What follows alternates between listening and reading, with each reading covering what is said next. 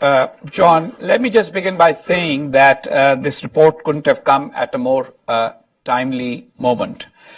In testimony to the U.S. Senate Armed Services Committee yesterday, the commander of U.S. forces in Afghanistan, General John Nicholson, called for, and I quote, a holistic review of U.S. relations with Pakistan, arguing that the Taliban and the Haqqani network had no incentive to reconcile as long as they enjoyed safe haven in Pakistan. Quote, external safe haven and support in Pakistan increases the cost to the United States in terms of lives, time, and money, and it advantages the enemy with the strategic initiative, allowing them to determine the pace and venue of conflict from sanctuary. Those are General Nicholson's words. His views were echoed by a Republican senator and former presidential candidate John McCain and his Democrat counterpart, Senator Jack Reed of Rhode Island. Quote, success in Afghanistan will require a candid evaluation of our relationship with Pakistan. The fact remains that numerous terrorist groups remain active in Pakistan, attack its neighbors, and kill U.S. forces. Put simply, our mission in Afghanistan is immeasurably more difficult, if not impossible, while our enemies retain a safe haven in Pakistan. These sanctuaries must be eliminated. Those are the words of Senator McCain. Senator Reid said, Pakistani support for extremist groups operating in Afghanistan must end if we in Afghanistan are to achieve necessary levels of security.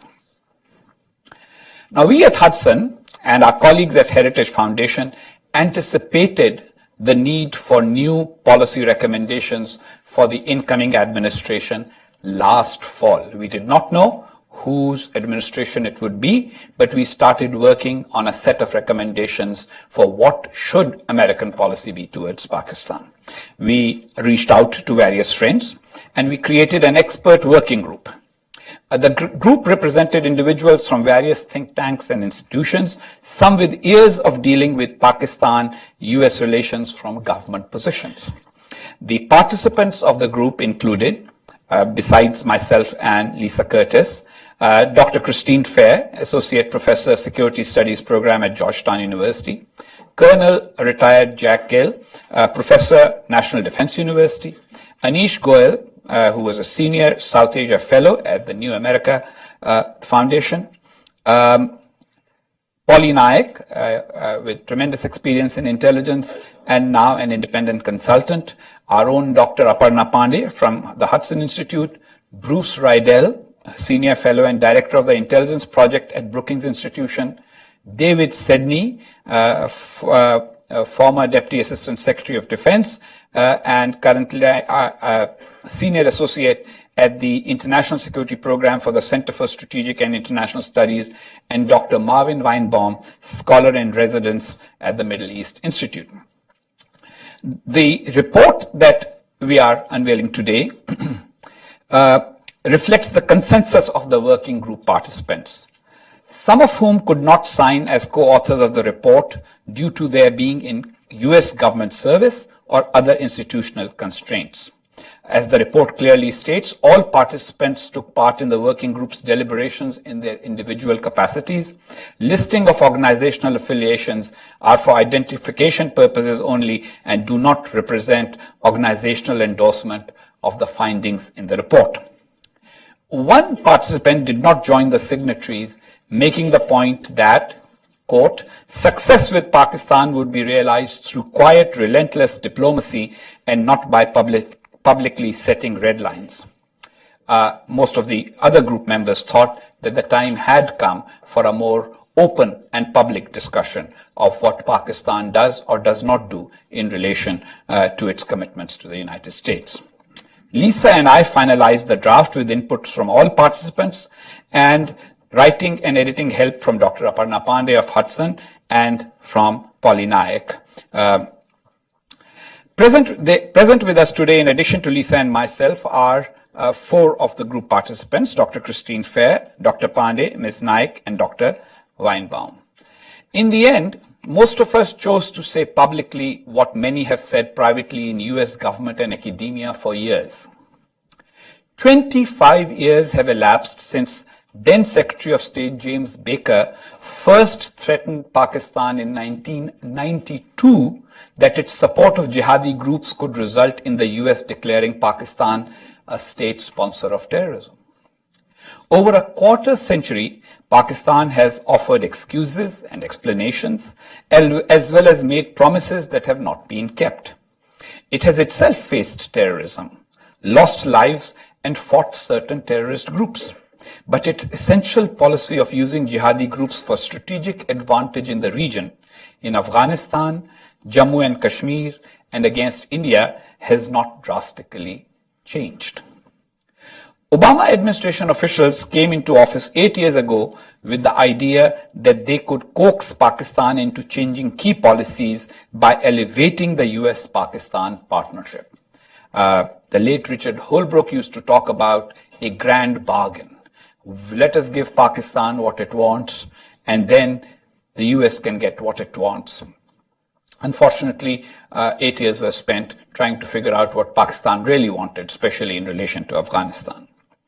To these ends, Washington instituted a strategic dialogue and increased both economic and military aid levels.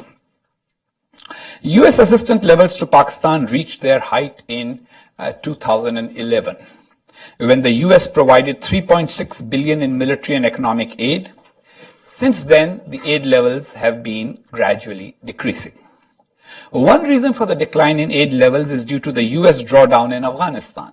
Less troops in Afghanistan means less reliance on Pakistan for ground lines of communication. Another reason is growing frustration, particularly among members of the US Congress, with continued Pakistani support to the Taliban and especially the Haqqani network that fight Afghan and coalition forces.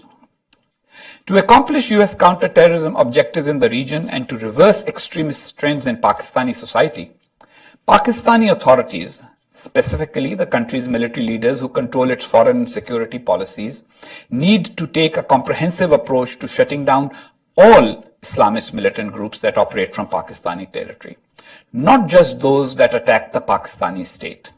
In the end, and this is from the report, turning a blind eye and providing support to some terrorist groups creates an environment conducive to the operation of all terrorist groups. Pakistan's tolerance for terror groups also undermines the country itself, corroding its stability and civilian governance and damaging its investment climate, as well as inflicting death and injury on thousands of its own citizens.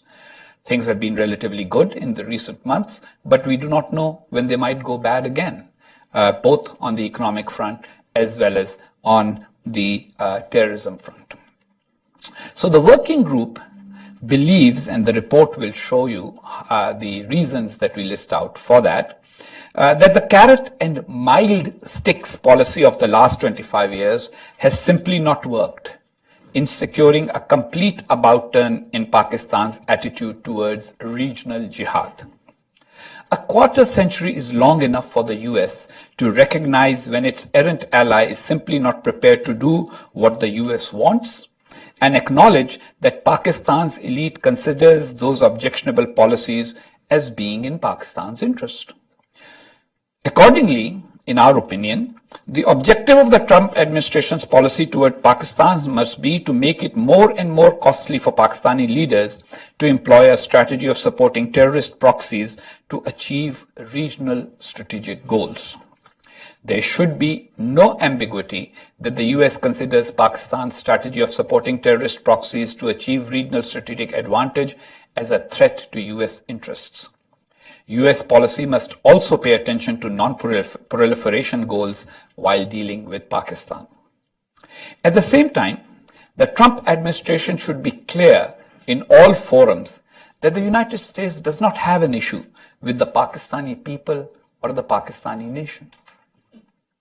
Rather, Washington takes strong exception to specific policy choices by parts of the Pakistan government, chiefly the military and intelligence apparatus centered in Rawalpindi, adjacent to the capital Islamabad, that support the existence and activities of terrorist proxies. Accordingly, in our opinion, the Trump administration should both publicly and privately maintain avenues for Pakistan to become a US ally, as well as trade and investment partner in the future, should its leaders embrace the conduct and policies of an ally. At the moment, it is our consensus that it does not behave as an ally. The report states clearly, and I quote, "The US must stop chasing the mirage of securing change in Pakistan's strategic direction by giving it additional aid or military equipment. It must be acknowledged that Pakistan is unlikely to change its current policies through inducements alone. The US must also recognize that its efforts over several decades to strengthen Pakistan militarily have only encouraged those elements in Pakistan that hope someday to wrest Kashmir from India through force. The Trump administration must be ready to adopt tougher measures toward Islamabad that involve taking risks in an effort to evoke different Pakistani responses." It is also a collective view that the continued provision of military assistance leads many Pakistani leaders to conclude, 1, the US needs Pakistan more than Pakistan needs the US.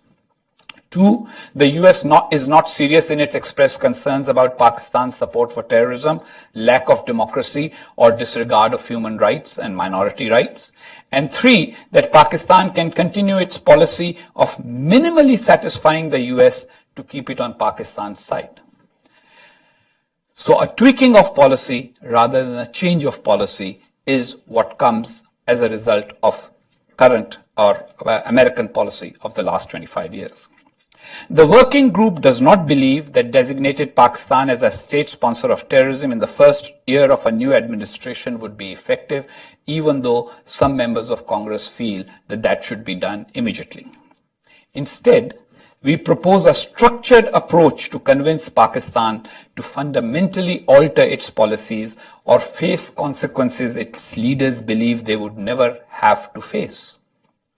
Such steps in our recommendations include warning Pakistan that it could lose its status as a major non-NATO ally, which has implications for what equipment Pakistan can and cannot get and on what priority. Prioritizing engagement with Pakistan's civilian leaders rather than with the military and intelligence services. Imposing counterterrorism conditions on US military aid and reimbursements to Pakistan, and establishing a sequence and timeline for specific actions Pakistan should take against militants responsible for attacks outside Pakistan. It is also our recommendation that the US should not give any signal that indicates that the US will at no time consider even tougher measures, including designation of a state sponsor of terrorism.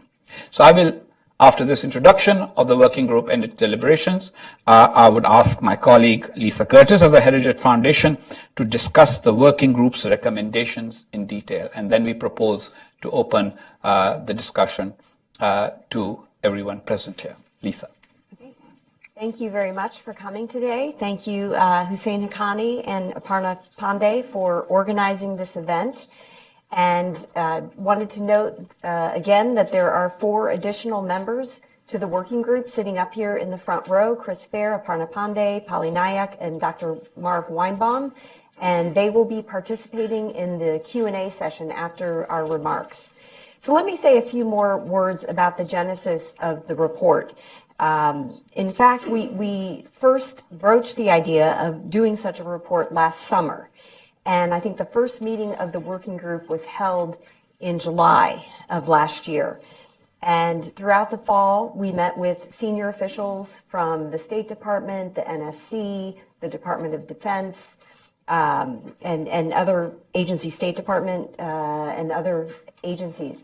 So we really did, collect a lot of information, get a lot of comments from people who worked in the previous administration, and met among ourselves to discuss what direction we wanted the report to go in. And I would say the report represents a broad consensus of the group, but as Hussein mentioned, it doesn't mean absolute agreement on every point among the working group members. So as Hussein noted, the major finding of the report is that a policy of inducements and engagement alone has not resulted in the U.S. achieving its counterterrorism objectives in the region. And we believed as a working group that the new Trump administration needed to take a sharper, more clear-eyed policy toward Pakistan to achieve these objectives, which of course include stabilizing Afghanistan so that it can never again serve as a safe haven for international terrorists, and preventing an Indo-Pakistani military conflict which has the potential to go nuclear. And as we indicated in the report, we believe that Pakistan's tolerance and in some cases support for some militant groups has actually hurt Pakistan itself. And we all know that Pakistan has suffered tremendously from terrorism over the last 10 years with thousands of innocent civilians as well as security forces killed in the country. We also noted that the Nawaz Sharif government has indeed tried to take some steps to curb the trend of extremism in Pakistan. One of these includes the follow-through of the execution of Mumtaz Qadri, the murderer of Salman Taseer, for supporting religious minorities and trying to bring changes to the controversial blasphemy legislation. Now, that said, we don't believe that Pakistani civilian leaders are completely free of blame when it comes to tolerating extremism and extremist groups in Pakistan, and we noted that in the report. And as Hussein mentioned, our issue is not with the Pakistani people or with the nation as a whole. Our major problem is with some of the policies, particularly of the security establishment, that continue to allow militant groups to fester in Pakistan. And as Hussein noted, our main suggestion is that the Trump administration find ways to make it more and more costly to Pakistan for its policy of supporting some terrorist groups. And to make it clear that this policy threatens vital U.S. national security interests. So let me talk more about this. First, Afghanistan. A few years ago, some analysts were pushing a line that Pakistan was more important to vital national security interests than Afghanistan, so that we shouldn't look at our Pakistan relationship or evaluate it or pursue it with an eye on Afghanistan, that the two should be completely separated. Well, I think our report completely turns that argument on its head. And it says, no, indeed, we should pursue our U.S. relationship with Pakistan through an Afghanistan lens. We should judge the relationship with Pakistan based on the level of cooperation we are getting to stabilize Afghanistan, because that is a core U.S. national security interest. And as Hussein noted, General Nicholson, in his testimony to the Senate Armed Services Committee yesterday, was very forthright about the U.S. need for additional troops for the train and advise mission in Afghanistan. He said these troops could come from the U.S., they could come from NATO, but I think what his statement, it was refreshing because he was talking candidly about what was needed to achieve U.S. goals in Afghanistan. I think one of the problems over the last 8 years is that we had an administration who, rather than judging our Afghan strategy based on the actual conditions on the ground, always had one eye on the domestic political implications, and therefore our commanders on the ground were not always listened to in the way that I think they should have been by our policymakers back in Washington. And in our report, we note that if the U.S. Demonstrates its commitment to achieving the objectives in Afghanistan, that in fact would encourage more cooperation from Pakistan on Afghanistan. And that because of this policy from the Obama administration of always talking about timelines for withdrawal, that in fact caused Pakistan to hedge its bets with regard to support to the Taliban. Now, with regard to India, as we have noted in the report, anti-India militant groups like the Lashkar-e-Taiba or Jaish-e-Mohammed and others are linked to international terrorism. This is well documented. And it's well known that their activities, their terrorist attacks, can easily spark an Indo-Pakistani military crisis. And for these reasons, continued tolerance of these groups on Pakistani territory threatens vital U.S. national security interests. And we note that the Pakistan military has played a high-stakes game of using militant groups to both keep India off balance as well as to draw in international mediation over its dispute with India over Kashmir. And the biggest example of this was, of course, the Kargil crisis in 1999, when Pakistan infiltrated both Pakistan regular forces and militants to occupy the heights of Kargil on the Indian side of the LOC, precipitating a major military crisis. Now, we also note in the report that we believe that Pakistan's view of India as an existential threat is just not borne out by the evidence. We did not equate India's refusal to negotiate on the territorial status of Kashmir. We don't think that equates to wanting to destroy Pakistan, and that we do think that India has taken steps that show it wants to reach some kind of modus vivendi with Pakistan on this issue. So again, we believe it's time for a sharper U.S. policy that includes both inducements for cooperation, but also consequences when there is unhelpful behavior. And as Hussein pointed out, we don't think that declaring Pakistan a state sponsor of terrorism is the right way forward at this point, but perhaps putting Pakistan on notice regarding the major non-NATO ally status is something that's appropriate at this point in time. But it's also important to note in our report that we leave open the possibility for a strong strategic partnership between the U.S. and Pakistan in the future. We do believe there is scope for increased trade, investment, economic cooperation, and other areas of collaboration. But these require more steps on the counterterrorism front. We also thought that a timeline of action was important, a sort of calibrated approach to how Pakistan can crack down on these groups and get control of the situation. We recognize that everything cannot be done at once. And I will note that Pakistan's arrest, putting Hafiz Mohammed Saeed, the leader of the Lashkar-e-Taiba, under house arrest last week was a very positive step in the right direction.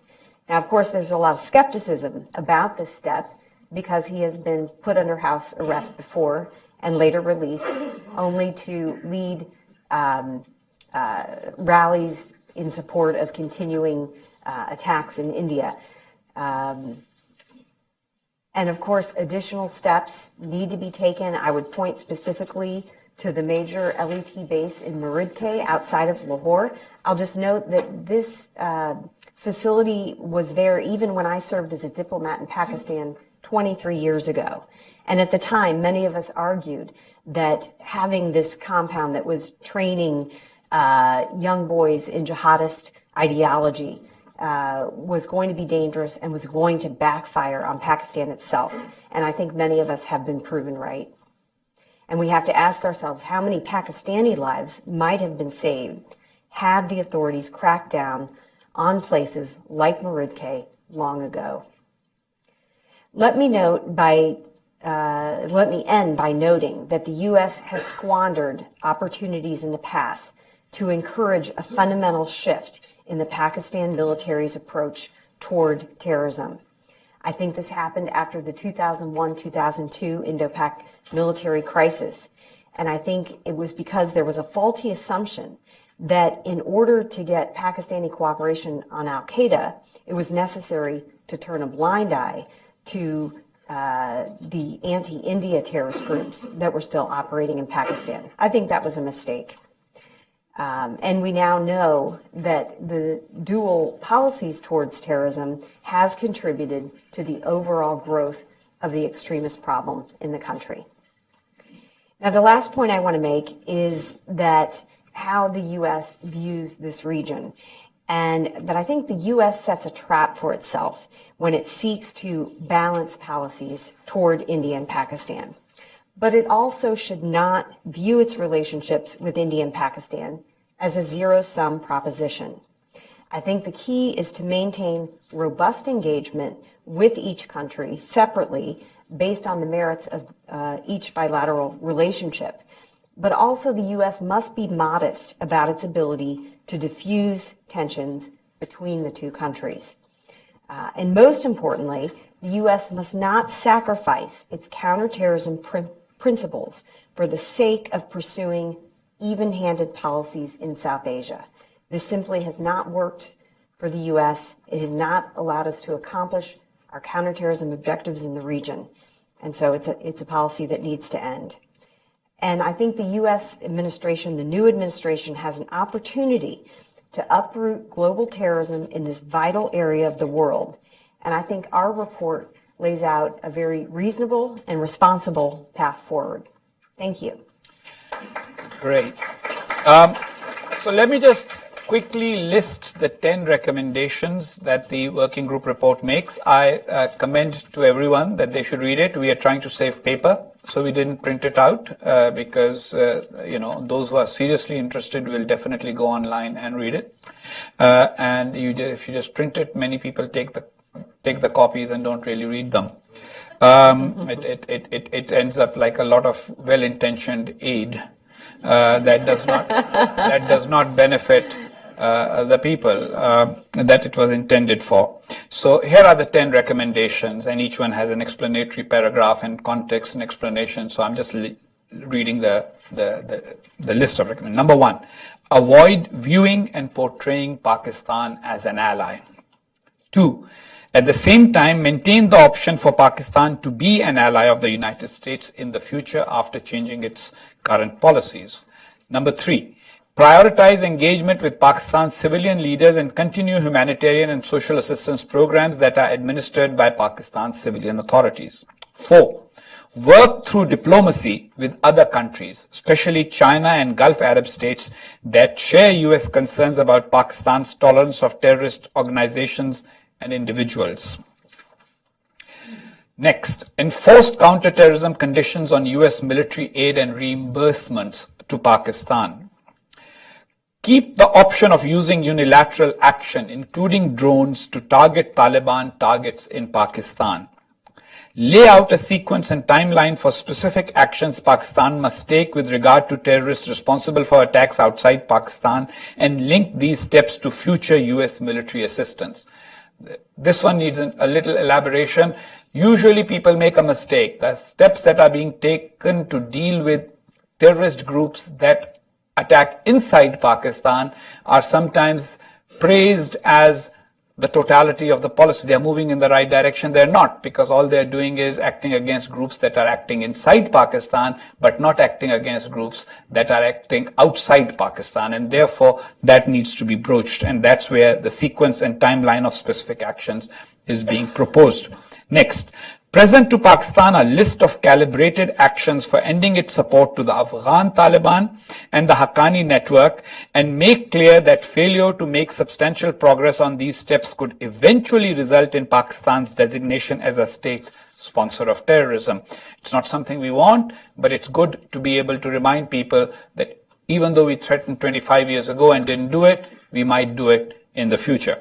Pursue Taliban reconciliation talks on a track separate from US and NATO troop level decisions and levy consequences on Pakistan if it poses obstacles to such peace efforts. And finally, seek to avoid a complete breakdown in US-Pakistan relations. I will now invite any of the other members of the working group or the participants of the working group who are present here if they would like to add their comments. So, Dr. Christine Fair from Georgetown University. Just from here, or do you want me to stand up? Yeah, it would be nice if you stood up. Okay, all right, you're the boss. I don't know what the rules are. The nice thing about being PNG'd is that I never have to care about a visa. This also frees me up to be more honest, I think, about our relationship with Pakistan. So you might imagine I'm the mean hawk on the team. And because of that, I do want to give a shout out to Lisa and Hussein for managing, I would say, a bunch of people with different opinions and different experiences. I also want to bring your attention to a fabulous report that Lisa did with Caribou in 2008. The more I go back to that report, the more its shelf life is enduring. I think it's a testament to the kind of vision and work that Lisa does. So I really encourage you to go back and look at that and see how much of that's relevant.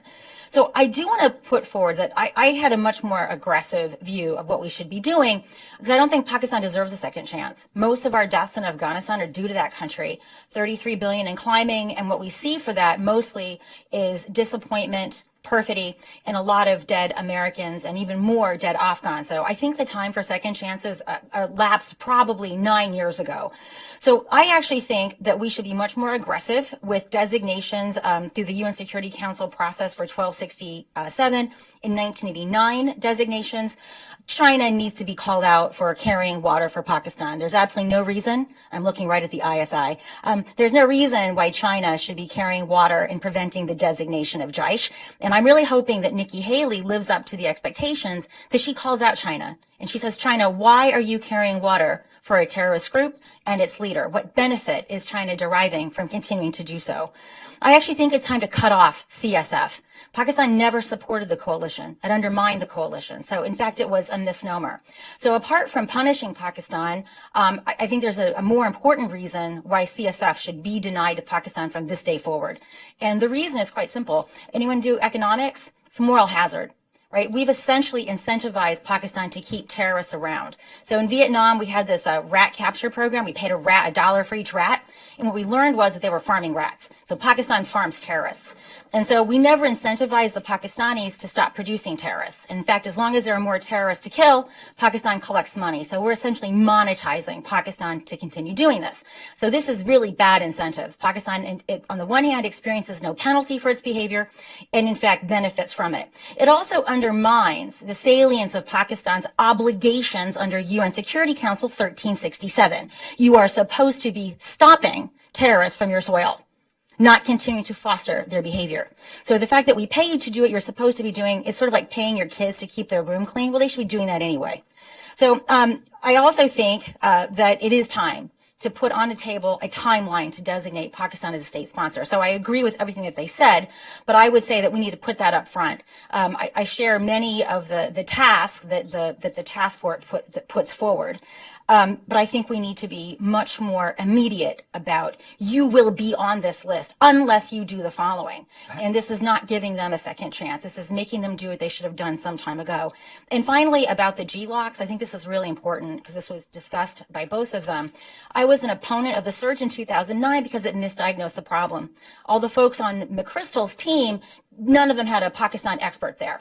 And so the assumption was that Pakistan was going to do in its best interest what was actually in our best interest. So when we put that surge in, we actually were losing because we needed to put pressure on Pakistan. But the surge, which was a civilian surge, a military surge, plus all the personal security detail, we were looking at a surge of well over 100,000. We were losing because of our dependence upon Pakistan, and the surge made us more dependent. So I think we need to keep troops in Afghanistan. We need to keep paying the bills for Afghanistan. This isn't just about the military security, it's also about the economic transition of Afghanistan. We never talk about the money. But the advantage of keeping troops is that this Congress, as reckless as this particular regime may be, if we keep troops there, the checks might be coming. But it will do us no good to keep troops in Afghanistan. It will do us no good to keep paying if we don't put pressure on these Pakistanis. And the only way we do that is by having a presence in Afghanistan that does not rely upon Pakistan's ground lines of control, right? So there are two things that I really want to encourage this administration to think differently about. One, Iran. Right? This administration doesn't understand the benefits of Iran.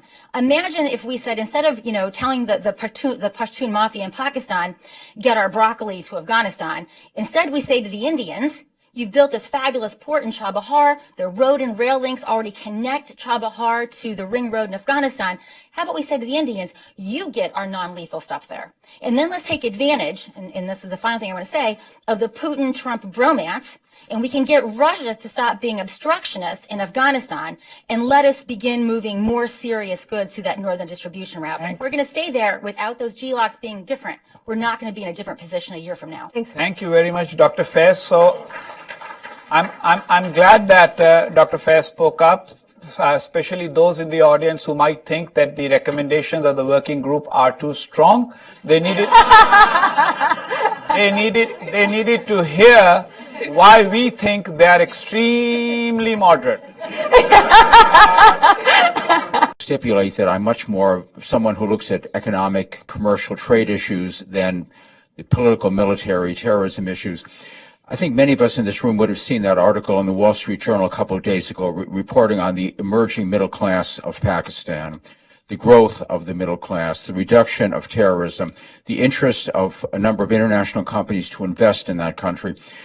I guess, and some of us also are veterans of attempts to try to boost trade between the two countries through unilateral trade preferences and all of that.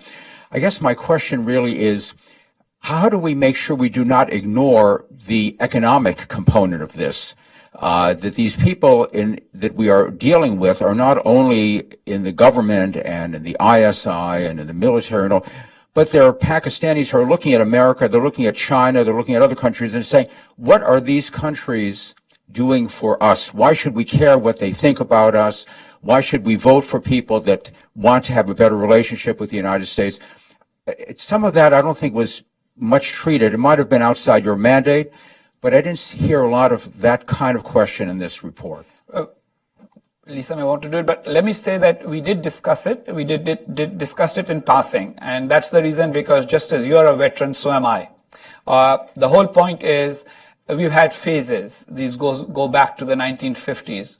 As long as a particular institution in Pakistan is the dominant decision maker, whose worldview is dictated by strategy and military considerations, all economic considerations would always end up becoming secondary. We've seen these cycles before. I don't think that at least I don't think that preferential trade access is going to materialize anytime soon. The other things have all been tried. Pakistan's exports are not falling because of lack of preferential trade access, but because Pakistan's business houses, etc., have all become accustomed to certain preferential arrangements from the past. Pakistan has not expanded the range of its products, etc. And we think that all of that is interconnected. At least that's what my thinking has been. I've written it in all of my books, that Pakistan's economic potential is far greater. But because Pakistan has boxed itself in a strategic worldview, most countries that do well economically trade extensively with their neighbors. Pakistan has consistently decided that it's not going to trade openly with its largest neighbor. And so those factors impair the economic potential, and the role of the United States in that is diminishing, not increasing, as time goes by. China is a big market. India is a bigger market. They would buy Pakistani goods more if Pakistan could move in that direction. And to move in that direction, Pakistan would have to get away from prioritizing extremism and terrorism. Lastly, the Wall Street Journal article was great, but I'm a bit of a historian and I keep clippings from the past, and I will send you by the end of this evening similar articles at 4-year intervals or 5-year intervals. So what we are trying to do is to stop this cyclical pattern.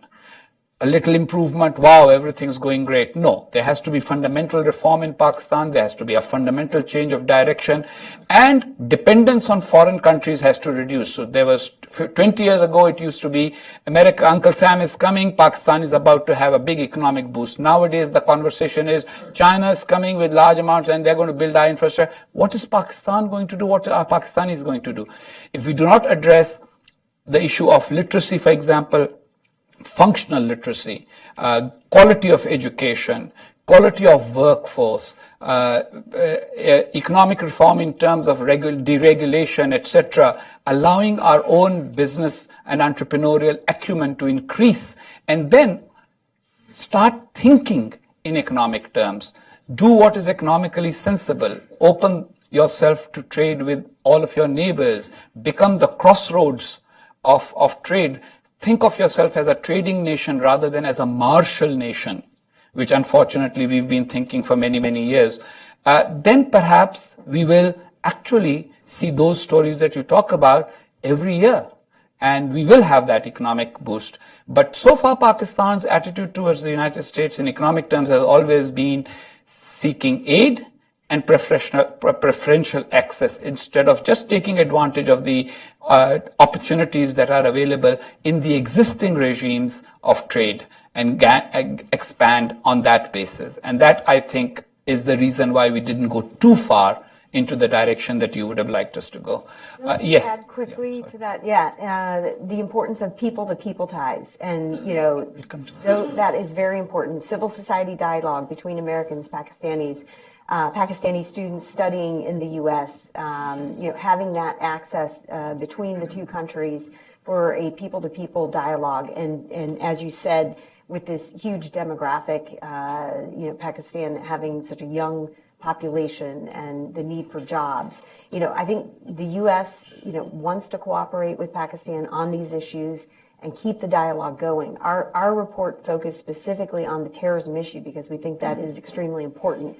But we could do a whole other report on how you can improve the people-to-people linkages, improve the economic collaboration. We didn't even talk about the CPEC and if there's a role for U.S. firms to play in moving that forward and what that might do for Pakistan's infrastructure and improving regional economic interlinkages, as Hussein pointed out. So thank you for asking that question.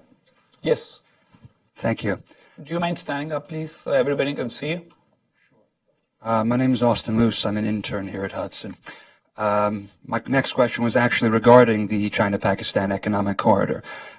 Since India is also an important U.S. ally, who are not exactly thrilled that parts of CPEC pass through Kashmir, I was wondering what your opinion is how the U.S. should continue to manage effectively this balancing act between these three powers without damaging our influence in the region. And also, should there be more concern that elements of the Baluch insurgency will find common cause with other Islamist militant groups? Thank you. Yeah, well, I think, the China-Pakistan economic corridor, some Indians are concerned about the geopolitical implications, China getting access to a major port, and whether that might be used for military purposes. So there are some valid concerns that are there. But I think, the other part of the CPEC is that it will help to improve Pakistan's infrastructure. Many of the projects are energy related and have already contributed to improving energy supply in Pakistan. Some are related to road construction. That will also help with overall economic integration in the region. But the one thing that I always say is CPEC will not be successful unless, in addition to including north-south economic linkages, it also encourages east-west regional economic linkages, because South Asia is the least economically integrated region in the world. Only 5% of total trade is intra-regional trade. You compare that to Southeast Asia, where 25% of their trade is intra-regional. So there is a lot that needs to happen in terms of improving economic integration and linkages, but not just north-south, but east-west as well, with India, with Afghanistan. And Austin,